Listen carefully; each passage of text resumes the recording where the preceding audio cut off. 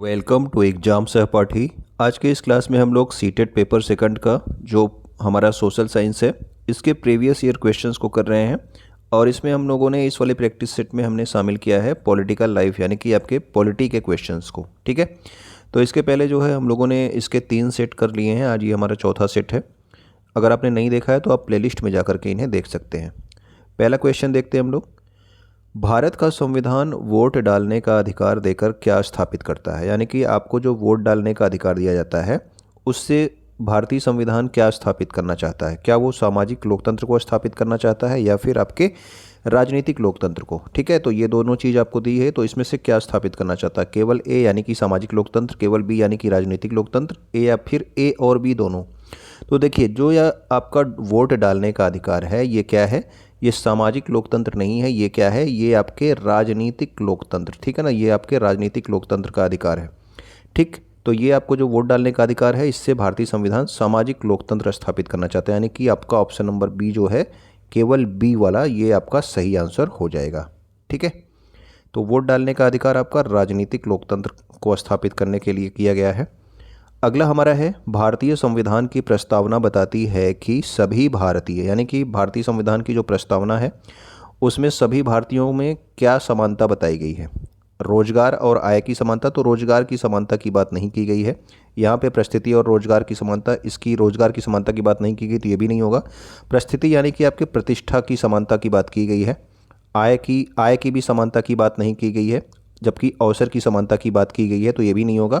तो परिस्थिति और अवसर यानी कि प्रतिष्ठा और अवसर की समता आपने पढ़ा होगा आपके किसमें? प्रस्तावना में। ठीक है, तो प्रतिष्ठा और अवसर की समता यानी कि आपका इसी के लिए एक शब्द यूज किया गया है यहाँ पे, परिस्थिति। तो ये आपको ध्यान रखना है। ये वाला क्वेश्चन आपके कई सेट्स में पूछा जा चुका है, ये जो आपका प्रतिष्ठा और अवसर की समता वाला क्वेश्चन है। ठीक है, तो इसको आप ध्यान रखेंगे, तो ऑप्शन नंबर डी इसका सही है। तो देखिए, इसके लिए जो शब्द प्रयोग किया गया है ये आपको ध्यान रखना है कि जो इसके लिए जो आपके भारतीय संविधान में जो आपका समता की बात की गई है वो है आपकी प्रतिष्ठा और अवसर की समता, ये शब्द का प्रयोग किया गया है। तो प्रतिष्ठा के लिए परिस्थिति यानी कि स्टेटस शब्द यूज किया गया, बाकी अवसर तो आपका अवसर ही है। ठीक है, क्वेश्चन नंबर 3 में आते हैं। सार्वभौमिक वयस्क मताधिकार का क्या अर्थ है? तो देखिए, अभी आपको देखा गया था कि सार्वभौमिक वयस्क मताधिकार किसको कहा जाता है? तो सभी वयस्कों को गाड़ी चलाने की अनुमति। तो ये आपका वयस्क मताधिकार नहीं है। मताधिकार का मतलब है आपका वोट देने का अधिकार, मत देने का अधिकार। तो कौन सा ऑप्शन इसमें सही है? तो ऑप्शन नंबर डी में आप देख रहे हो कि यहाँ पे लिखा है सभी वयस्कों को मतदान करने की अनुमति है। तो इसी को बोला जाता है सार्वभौमिक वयस्क मताधिकार की। आपके जो भी एडल्ट्स हैं, 18 वर्ष के ऊपर के व्यक्ति हैं, वो उन सभी को क्या दिया गया है? एक वोट का अधिकार दिया गया है। ठीक है, इसके अलावा देखिए एक पॉइंट और यहाँ पे देख लें कि आपका जो 61वां संविधान संशोधन था, 61वां संविधान संशोधन 1989 में हुआ था। इसमें जो आपके वयस्क मताधिकार था, पहले देखिए जब आपका संविधान लागू हुआ था तो उस समय वोट देने की उम्र 21 वर्ष थी, लेकिन आपके 1989 में 61वां संविधान संशोधन किया गया और 21 वर्ष से ये उम्र घटाकर क्या कर दी गई? 18 वर्ष। ठीक है, तो सार्वभौमिक वयस्क मताधिकार का अर्थ क्या है कि सभी वयस्कों को मतदान करने की अनुमति है। वयस्क का मतलब 18 साल के ऊपर के व्यक्तियों को वयस्क माना जाता है। अगला देखिए, क्वेश्चन नंबर 4 क्या कहता है? मीडिया के संदर्भ में मसौदा यानी कि जो आप एजेंडा शब्द यूज करते हो, एजेंडा तैयार करने से क्या अभिप्राय है? यानी कि मीडिया जो है एजेंडा क्यों तैयार करती है किसी चीज़ का? मीडिया चैनलों द्वारा प्रसारणों की सूची तैयार करना, इसीलिए। तो प्रसारण की सूची तैयार करने के लिए एजेंडा नहीं तैयार किए जाते हैं। मीडिया चैनलों द्वारा उन कार्यक्रमों को दोबारा प्रसारण के लिए प्राथमिकता देना जिनकी टीआरपी अधिक है, यानी कि टीआरपी बढ़ाने के लिए वो आपका एजेंडा तैयार करते हैं। तो ये बात भी नहीं है। लोगों को किन मुद्दों पर ध्यान देना चाहिए, यह निर्धारण मीडिया द्वारा लोगों की सोच और समझ पर प्रभाव डालता है। देखिए, जो आपका मीडिया है ये एजेंडा इसलिए तैयार करता है, जैसे कोई मुद्दा है, लोगों का ध्यान उस पर नहीं जाता है, तो उस मुद्दे पर ध्यान देने के लिए, ध्यान दिलाने के लिए क्या करती है मीडिया? एजेंडा तैयार करती है। ठीक है ना, तो इसीलिए जो ऑप्शन नंबर सी आपका है कि लोगों का ध्यान लोगों को किन मुद्दों पर ध्यान देना चाहिए, इस बात का निर्धारण करने के लिए एजेंडा तैयार किया जाता है। ठीक है, लोग टीवी न्यूज़ देखते हैं, लेकिन उनको जो है किस बात पर ध्यान देना चाहिए, वही चीज़ें जो है न्यूज़ वाले हमें दिखाते हैं। ओके, अगला क्वेश्चन देखते हैं, क्वेश्चन नंबर 5। निम्नलिखित में से कौन सा व्यक्ति प्राथमिक क्षेत्र में कार्य करता है। यहाँ पे कुछ व्यक्तियों के बारे में दिया गया है, आपको बताना है कि कौन सा व्यक्ति आपके प्राथमिक क्षेत्र में कार्य कर रहा है। ठीक है, राधा कपड़े की फैक्ट्री में सिलाई की यूनिट में काम करती है, तो ये आपका प्राथमिक क्षेत्रक है या फिर द्वितीय क्षेत्रक, तो ये आपका द्वितीय क्षेत्रक है। यानी कि किसी भी चीज़ को आप निर्मित कर रहे हो तो ये विनिर्माण क्षेत्र हो गया, द्वितीय क्षेत्रक का हो गया। सरिता एक उर्वरक कंपनी में बाजार प्रबंधक का कार्य कर रही है, तो ये क्या कर रही है, सर्विस दे रही है, सर्विस सेक्टर, यानी कि ये आपका तृतीय क्षेत्रक है, तो ये भी आपका प्राथमिक क्षेत्रक नहीं है। हरप्रीत इमारत निर्माण स्थल पर क्रेन मशीन का संचालन करती है, तो क्रेन मशीन का संचालन कर रहे हैं, तो ये भी जो है क्या है आपका, ये भी आपका तृतीय क्षेत्रक, यानी कि कोई भी सेवा प्रदान कर रहे हैं आप। जबकि आपका चौथा जो ऑप्शन है, हामिद बागान में रबड़ रोपण करता है। रबड़ रोपण का मतलब रबड़ का पेड़ का जो है रोपण करता है, यानी कि रबड़ का पेड़ जो है उसको लगाने का काम करता है बागान में। ठीक है, तो ये क्या है आपका, जो भी आपकी ज़मीन से जुड़ी चीज़ें हैं, प्राकृतिक चीज़ों से जो चीज़ें आपकी प्राप्त होती हैं या फिर आप निर्मित करते हो, वो आपका क्या है, वो आपका जो है होता है प्राथमिक क्षेत्रक। ठीक है, तो अगर आपका पेड़ लगा रहा है, ये रबड़ का पेड़ उगा रहा है, तो ये क्या है, ये प्राथमिक क्षेत्र की गतिविधि है। ओके, तो ऑप्शन नंबर डी इसका सही आंसर हो गया। क्वेश्चन नंबर 6 देखते हैं।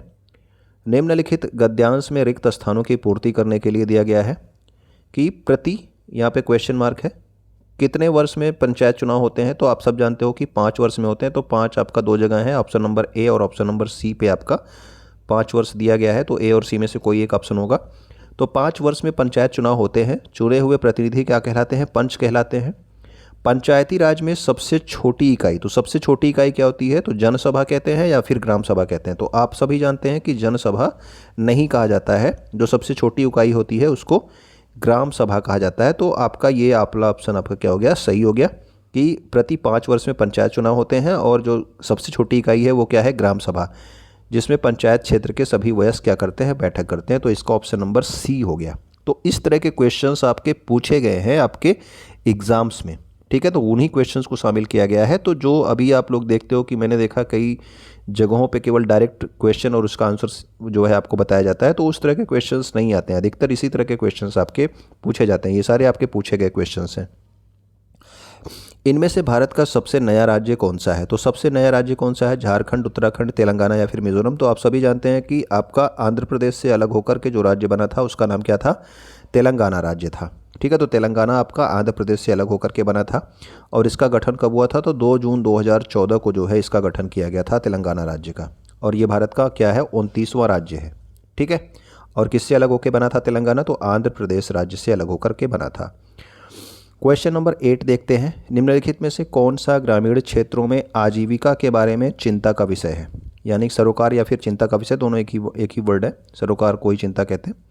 ठीक है, तो ग्रामीण क्षेत्रों में यानी कि जीवन जीने के लिए चिंता का विषय क्या है, ढुलाई क्षेत्र का बनना, यानी कि हॉकिंग क्षेत्र का बनना, जहाँ पे कुछ लोग जो है आकर के सामान बेच सकते हैं, ऐसा क्षेत्र। तो ऐसे कोई बात नहीं है, यहाँ पे ग्रामीण क्षेत्रों में चिंता का विषय नहीं। अगर ऐसा होगा तो उनका जो है उनके लिए जो है कुछ अवसर बनेंगे रोजगार के।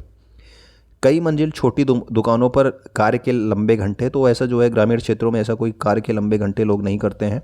मॉल्स में भारी छूट के चलते दुकानों पर विक्रय में कमी आना, तो गाँवों में आपके मॉल्स भी नहीं होते हैं, तो ये भी ऑप्शन नहीं होगा। अगला हमारा है कार्य की मौसम अनुसार प्रकृति, यानी कि कार्य की अनुपलब्धता, मौसम के अनुसार कार्य की अनुपलब्धता, ये आपको बता रहा है।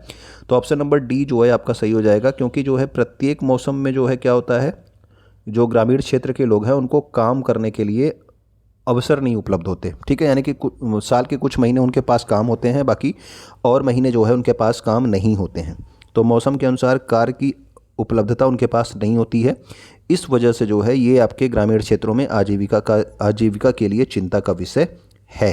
ठीक है, उनको कार्य अगर पूरे साल भर उपलब्ध होता रहे तो उनकी आजीविका को कोई समस्या नहीं होगी, लेकिन ये कार्य उपलब्ध नहीं होता, इस वजह से इनको प्रॉब्लम होती है।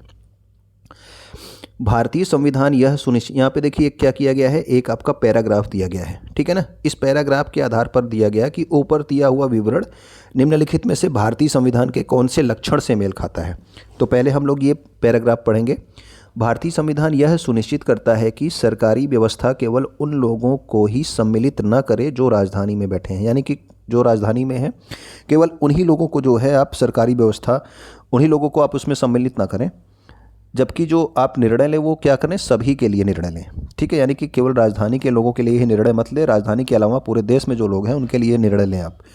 इसलिए यहाँ पर सरकार के विभिन्न स्तर हैं जो संविधान से ही अपनी ताकत और जिन्हें जो है संविधान से ही अपनी ताकत और अधिकार मिलते हैं। तो जब भी आपने देखा कि यहाँ पे बात की गई है सरकार के विभिन्न स्तरों की, ठीक है, तो सरकार के विभिन्न स्तर का मतलब है शक्तियों का बंटवारा, जी नहीं। संसदीय शासन पद्धति, ये भी नहीं। धर्मनिरपेक्षता, तो धर्म से संबंधित होता है। तो सरकार के विभिन्न स्तर जब होते हैं तो वो आपका कौन सा विशेषता होती है संविधान की, तो ये आपकी संघवाद कहलाती है। यानी कि आपका केंद्र सरकार अलग है, राज्य अलग है और स्थानीय स्तर, तीनों जगहों पर जो है, तीनों पर जो है क्या किया जाता है, अलग अलग बांट करके सरकारें चलाई जाती हैं।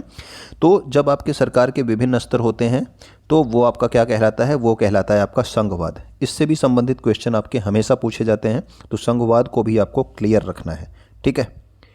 तो देखिए यहाँ पे लिखा है कि देश में सरकार का एक से अधिक स्तरों पर काम करने का जो सिद्धांत होता है, इसको संविधान की भाषा में क्या कहा जाता है, संघवाद कहा जाता है। ओके, क्वेश्चन नंबर 10 पे आते हैं। झारखंड से एक राजगीर बच्चू मांझी, ठीक है, एक व्यक्ति है जिसका नाम है बच्चू मांझी, ये दिल्ली में काम की तलाश में आया है। कहाँ से आया है, झारखंड से आया है। वह संविधान के प्रदत्त किस अधिकार का प्रयोग कर रहा है, तो संविधान में ऐसा कौन सा अधिकार उसको दिया गया है कि वो झारखंड छोड़ करके आपके दिल्ली में काम करने के लिए आया हुआ है। स्वतंत्रता का अधिकार है, समानता का अधिकार है, सांस्कृतिक और शैक्षणिक अधिकार है, या फिर संवैधानिक उपचारों का अधिकार। तो देखिए ये आपका होता है स्वतंत्रता का अधिकार, जिसमें आप जो है देश के किसी भी भाग में जा कर के आप वहाँ पे काम कर सकते हो, व्यवसाय कर सकते हो, ठीक है। ये सब क्या है, आपके स्वतंत्रता के अधिकार में आता है, ठीक है। तो ऑप्शन नंबर ए जो है इसका सही आंसर हो गया। तो यहाँ पे देखिए स्वतंत्रता के अधिकार को एक बार और देख लीजिए, क्योंकि इससे भी क्वेश्चन हमेशा आपसे पूछे जाते हैं।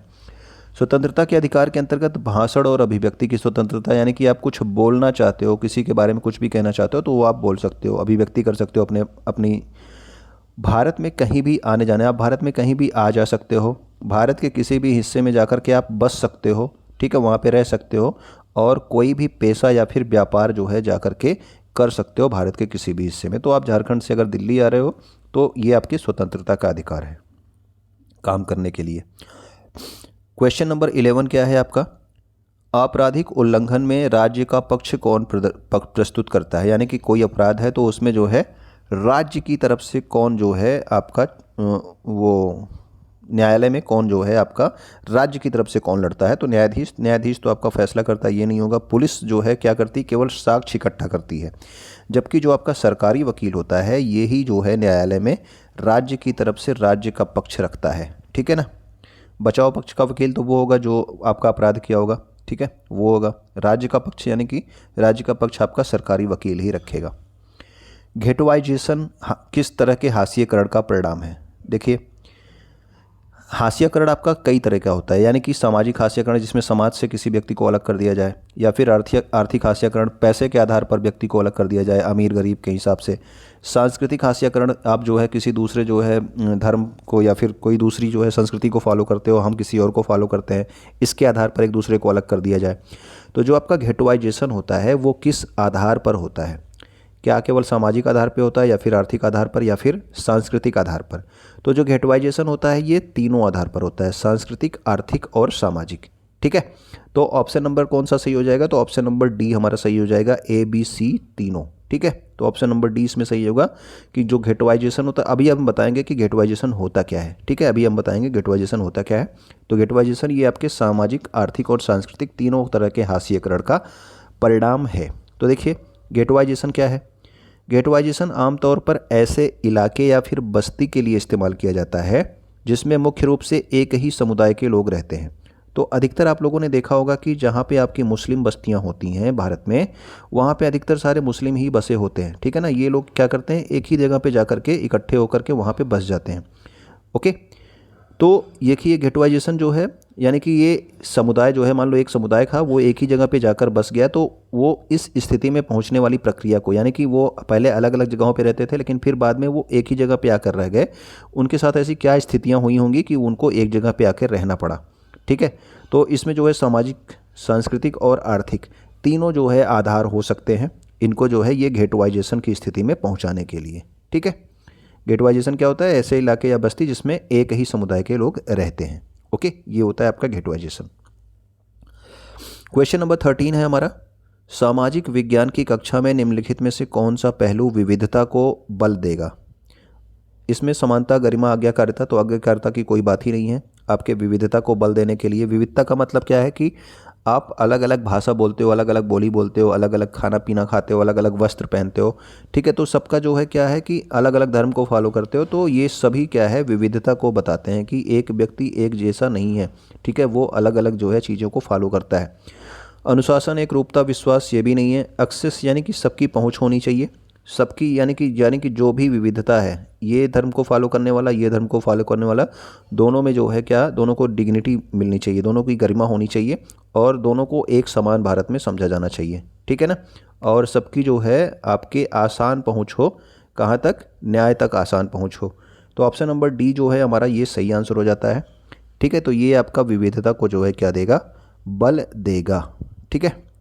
क्वेश्चन नंबर 14 क्या करता है, शासन ने एक कानून बनाया हुआ है और जिसके तहत क्या है कि यदि किसी संस्था में महिला कर्मचारियों की संख्या कितने से अधिक है, यहाँ पे क्वेश्चन मार्क है, इतने से अधिक है तो वैधानिक रूप से बालवाड़ी यानी कि क्रेश की सुविधा देनी होगी। तो बालवाड़ी क्या होता है, बालवाड़ी ऐसा एक क्षेत्र होता है यहाँ पे जहाँ पे काम करने वाला, वहाँ पे एक ऐसा क्षेत्र होता है जहाँ पे अगर किसी महिला के पास बच्चा है, ठीक है, तो बच्चा जो है वहाँ पे बच्चे के खेलने कूदने और उसके विकास के पूरे अवसर होते हैं उस जगह पे। यानी कि महिला कोई काम करने गई है तो वहाँ पे जो है एक बालवाड़ी होगा, वहाँ पे बच्चा अपना खेलेगा कूदेगा सब कुछ करेगा, ठीक है, जो छोटा बच्चा है उसकी बात की जा रही है।